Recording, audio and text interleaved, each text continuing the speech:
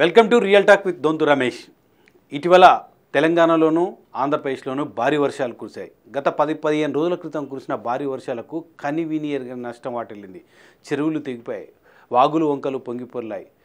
నదుల్లో అయితే నీరు చూసాం. మనం ఖమ్మంలో అయితే ఎంత పెద్ద వర్షం వచ్చింది, దానికి ఎంతమంది ప్రభావితులయ్యారో చూసాం. విజయవాడలో కూడా ఏ విధంగా జరిగిందో చూసాం. కానీ తెలంగాణలోని ములుగు జిల్లా ఏటూరు నాగరం ప్రాంతంలో మాత్రం ఒక ప్రకృతి విపత్తు జరిగింది.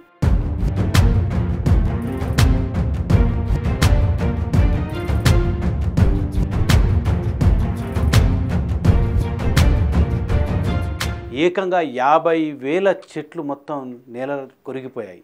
ఎందుకు ఇది జరిగింది? అసలు ఇంత వర్షం పడ్డా ఇంత పెద్ద ఎత్తున ఒక 50,000 చెట్లు నేల కొరగడం అంటే అది సాధారణ విషయం కాదు. ఇక్కడ ఏదో జరిగింది. ఆ ప్రకృతి విపత్తు ఏంటనేది కూడా ఇప్పటివరకు ఆ మిస్టరీ పట్ల రకరకాల ఊహాగానాలు చూశాయి. ఆ ఊహాగానాల నేపథ్యంలో శాస్త్రవేత్తలు చాలా వరకు ఇప్పటికీ పరిశోధన చేశారు. ఆ తర్వాత ఏం జరిగిందనేది ఆరా తీయడానికి ప్రయత్నం చేశారు. విపత్తు జరిగిన రోజు అక్కడ విపరీతమైన గాలులు, భారీ వర్షం ఒకే చోట కురవడం వల్ల కేవలం ఆ ప్రాంతంలోనే ఎక్కువ నష్టం జరిగిందని శాస్త్రవేత్తలు ఒక అంచనాకు వచ్చారు.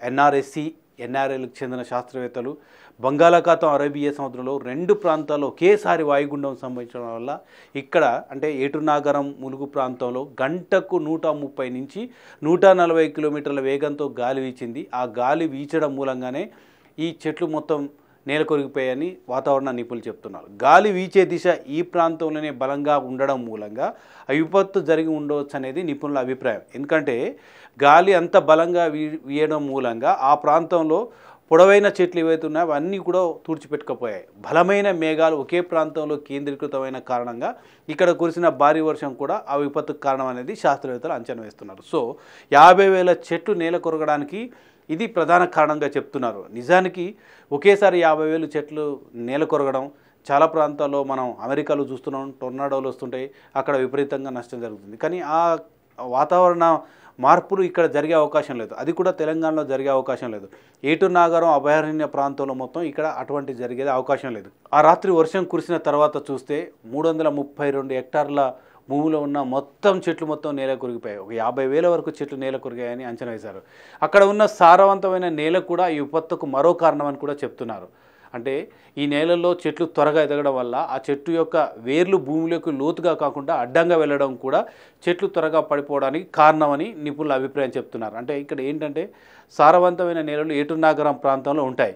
ఆ ప్రాంతంలో ఎప్పుడైనా చెట్లు పైకి ఎదుగుతుంటే ఆ చెట్ల వేర్లు లోనికి పోతాయి. కానీ అవి లోనికి పోకుండా అడ్డంగా పోవడం మూలంగా ఒక్కసారిగా వీచిన బలమైన గాలుల మూలంగా అన్ని చెట్లు కూడా ఒకేసారి పడిపోవడానికి కారణం అని చెప్తున్నారు. ప్రభావిత ప్రాంతంలో మొత్తం 332 హెక్టార్లుగా ఉందని, దాదాపు 50,000 చెట్లు నేల కొరిగాయని చెప్తున్నారు. సో ఇదంతా చూస్తే ఏటూరు నాగరం ప్రాంతంలో 50,000 చెట్లు పడిపోవడానికి రకరకాల ఊహాగానాలకు మొత్తం మీద వాతావరణ శాస్త్రవేత్తలు అయితే తెరదించారు.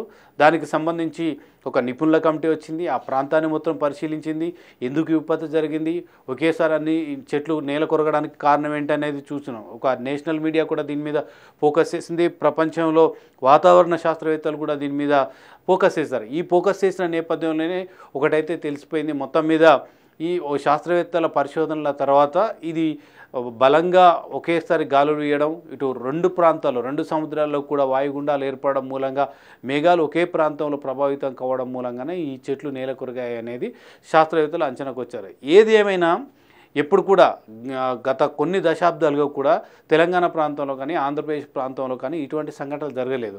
టొర్నాడోలు వచ్చినప్పుడు మాత్రమే ఇటువంటి సంఘటనలు జరుగుతాయని అంచనా వేశారు. కానీ మన వాతావరణ ప్రభావానికి గురయ్యే అవకాశం టొర్నాడోలు లాంటి లేవు. కాబట్టి ఇది ఖచ్చితంగా ఏదో జరుగుంటుంది.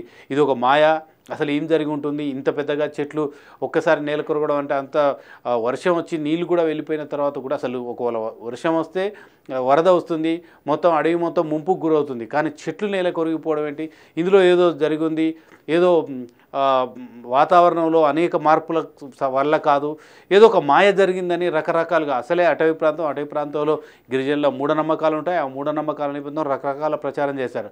ఆ చెట్లు నేల కొరిగిన ప్రాంతంలో దాదాపు కొన్ని జంతుబలులు కూడా ఇచ్చినట్లు సమాచారం ఉంది.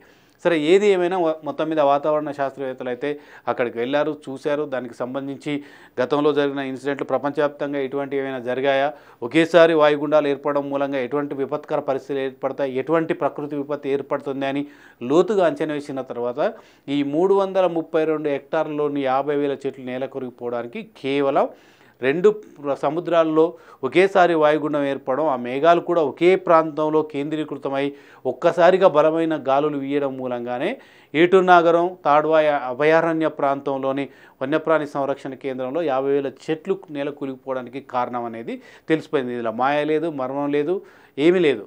కేవలం ప్రకృతి విపత్తు మూలంగానే 50,000 చెట్లు నేల కొరిగాయని చెప్తున్నారు. సో దీని పట్ల ఎవరు కూడా ప్రజలు భయభ్రాంతులకు గురి కావాల్సిన అవసరం లేదు. అప్పుడప్పుడు జరుగుతుంటాయి. మనకు కొత్త కాబట్టి, ఈ ప్రాంతానికి కొత్త కాబట్టి ఒక రకమైన భయాందోళన వ్యక్తమయ్యాయి. కానీ ప్రపంచంలో, దేశంలో కూడా అనేక చోట్ల ఇటువంటి సంఘటనలు జరిగాయని చెప్తున్నారు.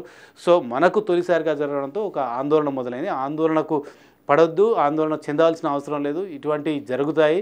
ఒకసారిగా అవి పెట్టిన చెట్లు సాధారణంగా ఆ ప్రాంతంలోని అటవీ ప్రాంతంలో సాధారణంగా మొలిచిన చెట్లు అయిన సందర్భం కాదు. ఆ ప్రాంతంలో అడవులను సంరక్షించడానికి, ప్రధానంగా వన్యప్రాణులను కాపాడుకోవడానికి అటవీ శాఖ నేతృత్వంలోని భారీగా చెట్ల పెంపకం మొదలెట్టారు. ఆ నేపథ్యంలోనే అది ఒకే సైజులో ఉండడం మూలంగా, ఒకే సారవంతమైన భూమిలో ఉండడం మూలంగా ఆ వేర్లు కూడా నేరుగా లోపలికి వెళ్లకుండా అడ్డంగా వెళ్ళడం మూలంగా బలమైన గాలులకు వీయడం మూలంగానే ఆ చెట్లు ఒక్కసారిగా ఆ ప్రాంతంలో 50,000 చెట్లు నేలకొరిగాయని చెప్తున్నారు. సో దీని పట్ల ఎవరూ ఆందోళన చెందాల్సిన అవసరం లేదు. Thank you.